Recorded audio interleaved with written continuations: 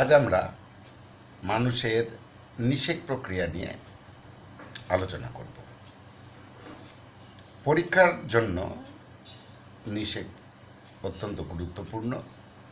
মানুষের নিষেক প্রক্রিয়া সংক্ষেপে বিবৃত করো, এইরকম গোত্রীয় বড় প্রশ্ন কিন্তু পরীক্ষায় আসার সম্ভাবনা রয়েছে এবং এসেওছে এর আগে পরীক্ষাগুলোতে। তা তোমরা এটা বুঝে নেওয়ার পাশাপাশি পরীক্ষার জন্য সর্বতোভাবে এর প্রস্তুতিটাকে রাখবে। এখন এই নিষেক প্রক্রিয়াটি ঘটার জন্য প্রথমত শুক্রাণু এবং ডিম্বাণুর মিলন ঘটার প্রক্রিয়াটাকে আমরা পর্যবেক্ষণ করব। তো সার্বিকভাবে শুক্রাণু আর ডিম্বাণু সেরকম মিলন ঘটে না। মিলন ঘটে প্রকৃতপক্ষে শুক্রাণুর যে প্রোনিউক্লিয়াস বা আদি নিউক্লিয়াস এবং ডিম্বাণুর যে প্রোনিউক্লিয়াস বা আদি নিউক্লিয়াস, তাদের মিলন প্রক্রিয়া। কিন্তু ব্যাপারটি এত সহজভাবে ঘটে না। প্রথমত শুক্রাণুকে ডিম্বাণুর কাছাকাছি আসতে হয়। দুটো ডিফারেন্ট বডির থেকে দুটো গ্যামেট তৈরি হওয়ার জন্য সেম বডিতে কিন্তু আগে অ্যাটাচমেন্টটা প্রয়োজন, অর্থাৎ ডিম্বাণুর কাছাকাছি শুক্রাণুকে গিয়ে পৌঁছতে হয়। এবার মজার ব্যাপার দেখো, এটা তো একটা ন্যাচারাল প্রসেস।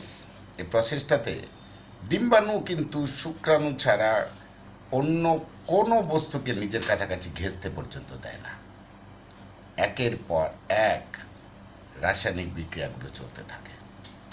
ডিম্বাণু শুক্রাণুকে আইডেন্টিফাই করার জন্য প্রথমত একটি কেমিক্যাল থ্রো করে, নাম ফার্টিলাইজিন।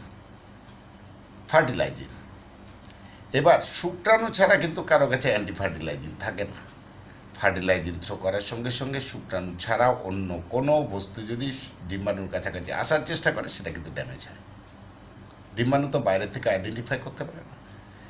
এই ন্যাচারাল প্রসেসটাকে আমাদের খুব ভালো করে খুব যত্ন নিয়ে তৈরি করে রাখতে হবে।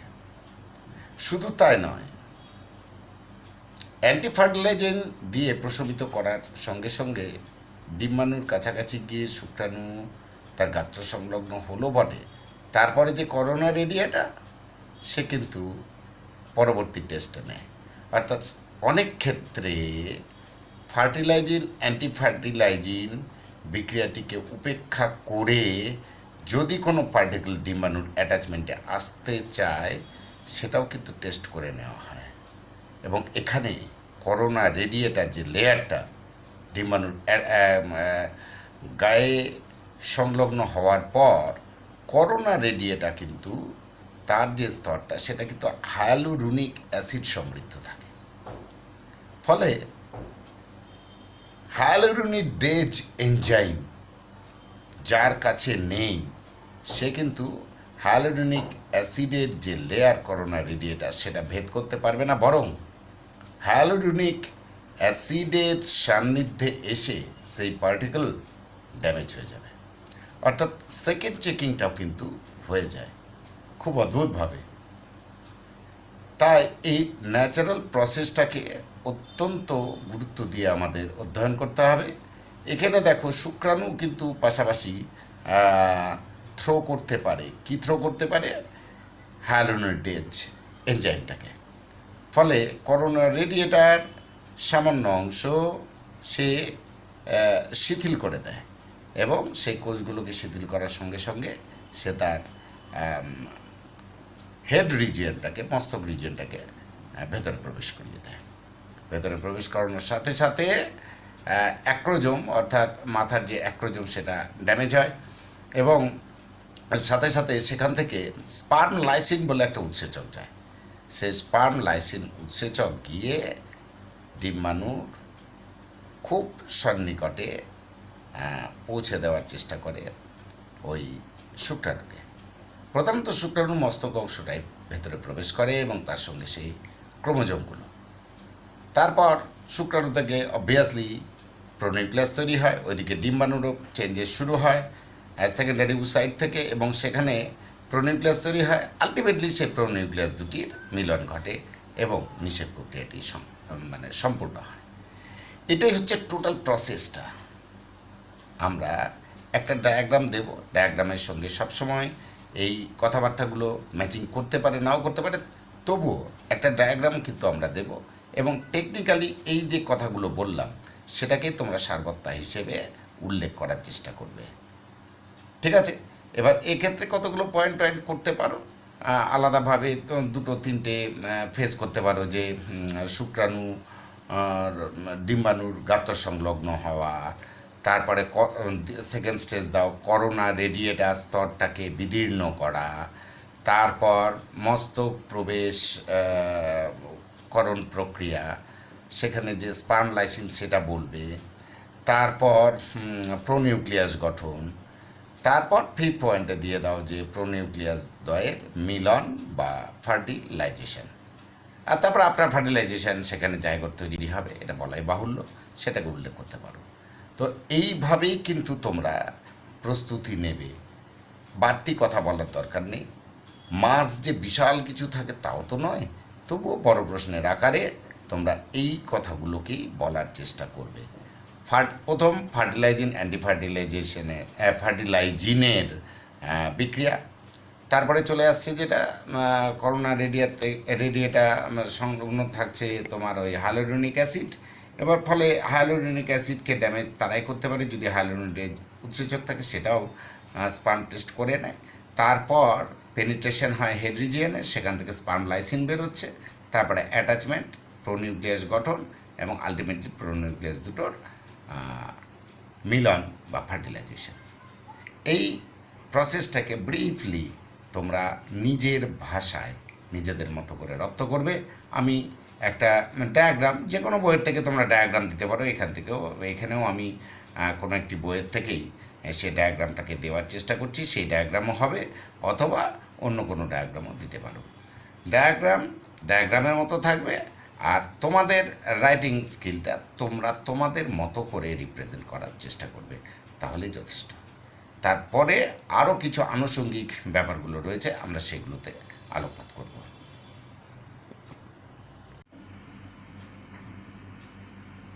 নিষেক প্রক্রিয়াটির ব্যাখ্যা দেওয়ার সময় কিছুটা ডিসকাশন করে নেওয়ার পর এই ছবিটিকে তোমরা প্লেস করে দেবে। দেখো এখানে পরিষ্কারভাবে শুক্রাণুকে দেখানো হয়েছে, শুক্রাণুর সে নিউক্লিয়াসটিকেও দেখানো হয়েছে মস্তক অংশে।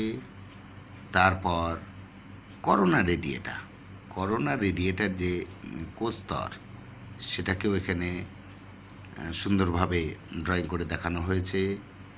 করোনার রেডিয়েটার পর জোনা প্যালিসিডা, যেখান থেকে স্পার্ম লাইসিনের কাজটা হয় আর কি। প্রথমে তো ফার্টিলাইজিন অ্যান্টিফার্টিলাইজিনের রিয়াকশান, সেটাকে প্রশমিত করে করোনা রেডিয়েটার কাছাকাছি আসা, সেখানে হাইলোরোনিক অ্যাসিড আছে। শুক্রাণু আবার হাইলোরোনিডেজ এনজাইম ক্ষরণ করে সেই কোষগুলোকে দেখো আলাদা করে দিতে পেরেছে, শিথিল করে দিয়ে জোনা পেলুসিডার অ্যাটাচমেন্টে গেছে। এবার জোনা পেলুসিডায় গিয়ে আবার একটা কিন্তু বাধা তারা পেয়ে থাকে, সেখানে ওই স্পার্মের হেড রিজিয়নে যে তোমার অ্যাক্রোজোম থাকে সেটা আলাদা হয়ে যাওয়ার সাথে সাথে সেখানে স্পার্ম লাইসিন একটা উৎসেচক বেরোয়। সেই স্পার্ম লাইসিন কিন্তু জোনা পেলুসিডাকে ড্যামেজ করে তারপর শুক্রাণুর যে নিউক্লিয়াসটা সেটাকে ভেতরে প্রবেশ করিয়ে দেয়। অ্যাট এ টাইম অনেক কটা শুক্রাণুই ডিম্বাণুর গাত্র সংলগ্ন হতে পারে এবং তাদের থেকে প্রোনিউক্লিয়াসগুলো পেনিট্রেট করতে পারে। তবে যে কোনো একটি প্রোনিউক্লিয়াস নিষেকের সুযোগ পায়, অর্থাৎ ডিম্বাণুর প্রোনিউক্লিয়াসের সঙ্গে মিলিত হওয়ার সুযোগ পেয়ে থাকে।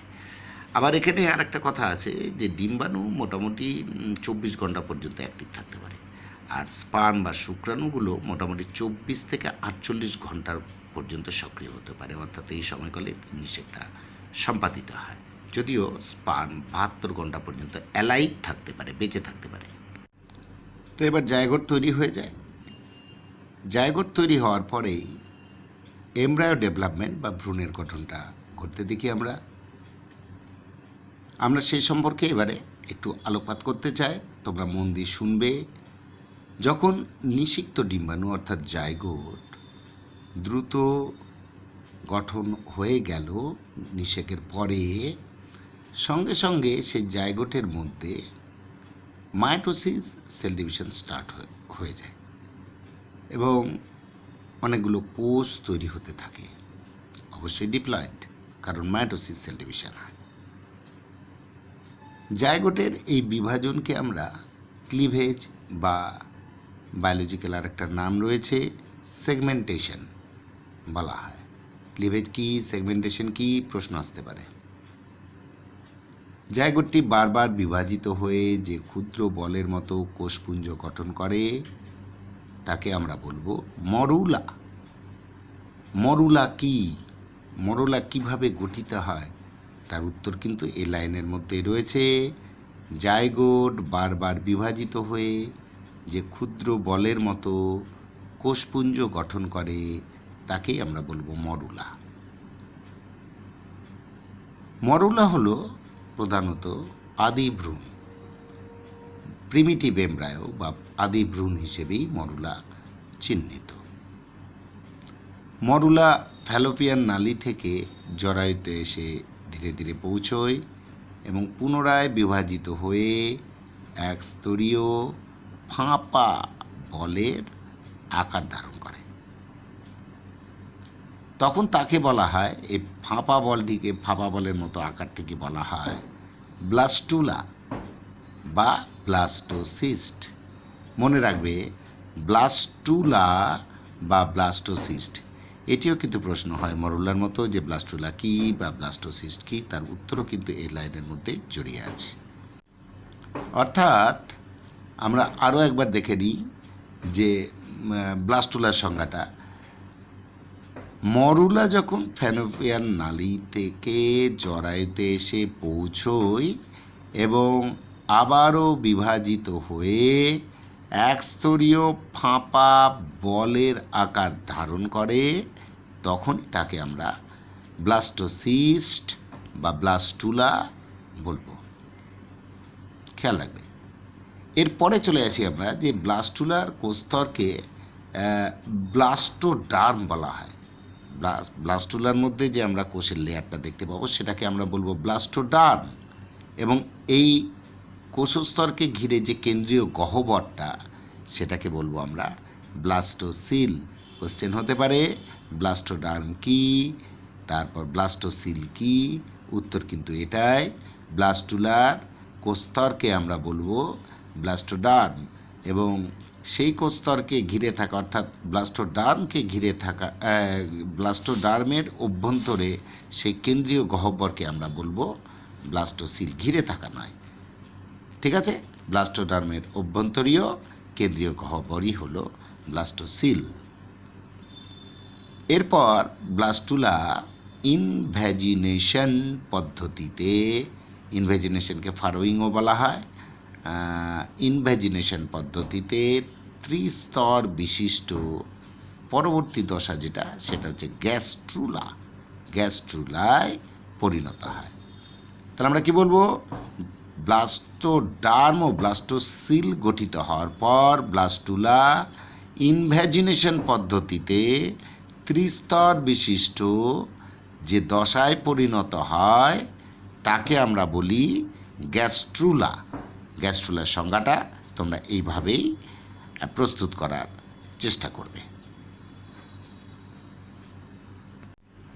তো গ্যাস্ট্রুলা তৈরি হয়ে যাওয়ার পর গ্যাস্ট্রুলায় 3 ধরনের স্তরকে আমরা লক্ষ্য করে থাকি।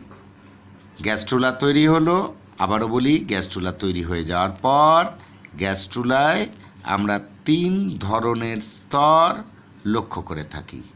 সেই স্তরগুলি হলো একটোডার্ম, মেসোডার্ম এবং এন্ডোডার্ম। আবারও বলি, একটোডার্ম, মেসোডার্ম এবং এন্ডোডার্ম। এবার এই একেবারে বাইরের যে স্তর, এই 3টে স্তরের মধ্যে, তাকে আমরা বলি একটোডার্ম। আর একেবারে ভেতরের যে স্তরটা সেটাকে আমরা বলি এন্ডোডার্ম।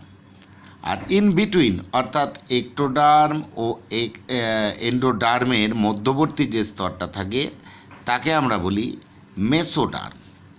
প্রকৃতপক্ষে এই স্তরগুলো থেকেই ভ্রূণের বিভিন্ন অঙ্গ প্রত্যঙ্গ গঠিত হয়ে থাকে।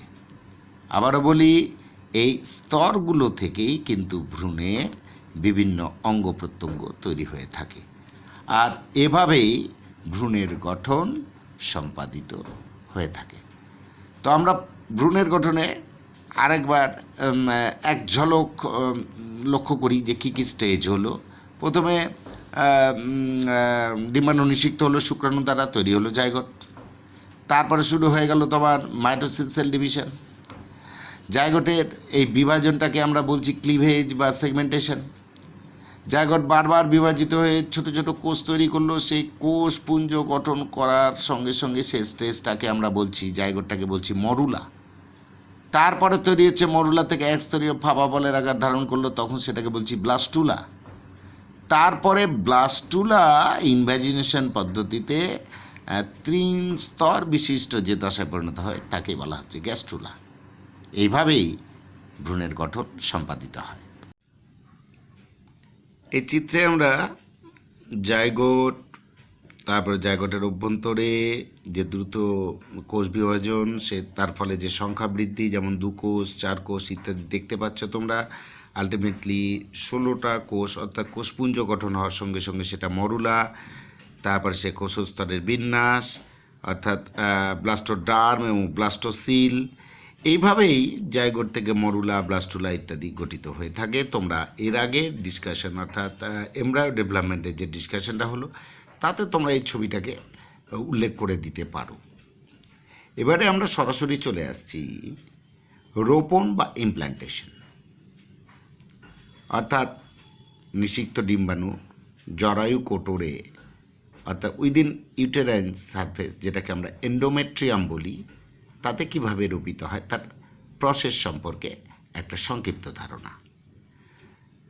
একটা ডেফিনেশন টাইম ডিসকাশন আমাদের করতেই হয়, এবং সেই প্রসঙ্গে আমরা জানিয়ে রাখি নিষিক্ত ডিম্বাণু ব্লাস্টোসিস্টে রূপান্তরিত হওয়ার পর অন্তঃজরায়ুর গাত্রে, যেটাকে আমরা এন্ডোমেট্রিয়াম বলছি, অন্তঃজরায়ুর গাত্রে বা এন্ডোমেট্রিয়ামে নির্দিষ্ট অঞ্চলে শিথিলভাবে প্রতিস্থাপিত হওয়ার পদ্ধতিকেই আমরা ইমপ্লান্টেশন বা রোপণ বলবো। এই সংজ্ঞাটাকে ভালো করে ফলো করবে এবং এটিকেই তোমরা রোপণের সংজ্ঞা হিসেবে উল্লেখ করার চেষ্টা করবে। তো অবশ্যই নিষেকের পর মোটামুটি 6 থেকে 7 দিনে ব্লাস্টোসিস্ট জরায়ু গাত্র স্পর্শ করে এবং মোটামুটি 12 দিনে ব্লাস্টোসিস্ট জরায়ু গাত্রে প্রথিত হয়। এই টাইমিংগুলোকেও একটু ভালো করে খেয়াল রাখার চেষ্টা করবে। সাধারণত ব্লাস্টোসিস্ট জরায়ুর ফান্ডাস অঞ্চলে রোপিত হয়ে থাকে, ইমপ্ল্যান্টেশনটা হয়। এবারে আমরা পদ্ধতির দিকে যদি আলোকপাত করি তাহলে দেখব জাইগোটটি দ্রুত বিভাজিত হয়ে মরুলা গঠন করে। মরুলা ডিম্বনালীর সিলিয়ারি মুভমেন্টের ফলে অর্থাৎ সিলিয়ার অ্যাক্টিভেশনের জন্যই সে মুভমেন্টের ফলে এবং নালীর অর্থাৎ ডিম্বনালীর ক্রমসংকোচন চলনের প্রভাবে জরায়ুতে আসে। আচ্ছা, একটা মুভমেন্ট ঘটছে সিলিয়ারি মুভমেন্টের মাধ্যমে, ক্রমসংকোচনের মাধ্যমে ডিম্বনালীর জরায়ুতে এসে পৌঁছয়। জরায়ুতে এসে মরুলা ব্লাস্টুলা বা ব্লাস্টোসিস্টে রূপান্তরিত হয়। ফার্দার তার প্রোগ্রেস হয়, সেলগুলো আরও বিন্যস্ত হয় এবং ব্লাস্টুলা গঠন করে। সেটা কিন্তু জরায়ুতে এসে, ইউটেরাসে এসে। ডিম্বনালী থেকে জরায়ুতে আসতে মোটামুটি 2 থেকে 3 দিন সময় লাগতে পারে। জরায়ুতে এসে 3 থেকে 6 দিন মুক্তভাবে অতিবাহিত করবার পর ব্লাস্টোসিস্ট বা ব্লাস্টুলা জরায়ুর এন্ডোমেট্রিয়ামে রোপিত হয়। আর ঠিক এই পদ্ধতিটাকেই আমরা রোপণ বা ইমপ্ল্যান্টেশন বলছি। নিষিক্ত ডিম্বাণুর চারিপাশে যে ট্রোফোব্লাস্ট কোষস্তর থাকে তারা আগ্রাসন পদ্ধতিতে নালীগাত্র থেকে ক্ষরণ পদার্থ গ্রহণ করে ব্লাস্টোসিস্টের পুষ্টি সরবরাহ করে থাকে। এই যে আগ্রাসন পদ্ধতি বললাম সেটা অ্যাকচুয়ালি ফ্যাগোসাইটোসিস, তোমরা অ্যামিবা জাতীয় ইত্যাদি প্রাণী বা সেলুলার যে take off solid particle take off প্রসেসটা সেরকম either in the form of phagocytosis or pinocytosis এই আগ্রাসন পদ্ধতিটাকে ফলো করে এবং ব্লাস্টোসিস্টে পুষ্টির সরবরাহ করে থাকে। এই হলো আজকের আমাদের এই ক্লাসে প্রসেস অফ ফার্টিলাইজেশন, মানুষের নিষেক পদ্ধতি, ডেভেলপমেন্ট অফ এমব্রায়ো, ভ্রূণের বৃদ্ধি বা গঠন, এবং সবশেষে আমরা যে আলোচনা করলাম সেটা হচ্ছে ইমপ্ল্যান্টেশন বা রোপণ, ভ্রূণের রোপণ জরায়ুর এন্ডোমেট্রিয়ামে। তো যেভাবে আমরা এই আলোচনাগুলো করলাম একটু সংক্ষিপ্ত আকারে, তোমরা এটাকেই ভালো করে নিজের ভাষায় লেখার চেষ্টা করবে, জটিলতা বাড়াবে না, যা বলা হলো সেটাকেই উল্লেখ করার চেষ্টা করো। বড় প্রশ্ন হিসেবে এই জায়গাগুলো থেকে প্রশ্ন থাকার সম্ভাবনা কিন্তু খুবই রয়েছে। এর সঙ্গে আরেকটা কথা পাশাপাশি উল্লেখ করতে চাই, যেটা আমি এর আগের ক্লাসগুলোতেও বলেছি, যে এটা একটা অত্যন্ত গুরুত্বপূর্ণ অধ্যায় এবং এই অধ্যায় থেকে কিন্তু প্রচুর ইনফরমেশন আছে, অনেক তথ্য আছে। আমি তোমাদের আমাদের এই ক্লাসগুলোতে সেই ইনফরমেশনগুলো দেওয়ার চেষ্টা করেছি বারে বারে, এবং সেই জায়গাগুলোকে সংজ্ঞার আকারে বা কোনো টাইমিং, কোনো পরিসংখ্যান সেগুলোকেও আলাদাভাবে উল্লেখ করার চেষ্টা করেছি। তবুও আবারও বলি, তোমরা তোমাদের যে টেক্সট বুক, যে কোনো পাবলিকেশন, যে কোনো রাইটারের টেক্সট বুক যা আছে তোমাদের কাছে, অবশ্যই সিলেবাসের মধ্যস্থ, সিলেবাসের বাইরে কিছু করার দরকার নাই। সিলেবাসকে অনুসরণ করে সেই জায়গাগুলোকে একটু খুঁটিয়ে পড়ো এবং সাথে সাহায্য নাও বিভিন্ন কোয়েশ্চেন ব্যাংক। আমি বলবো যে বিগত সালের যে উচ্চ মাধ্যমিকের প্রশ্নপত্রগুলো সেগুলোকে একটু ভালো করে অনুশীলন করার চেষ্টা করো, তাহলে হবে। আমরা পরের ক্লাসে আসছি প্লাসেন্টা এবং প্লাসেন্টা ফর্মেশন, তার টাইপ নিয়ে।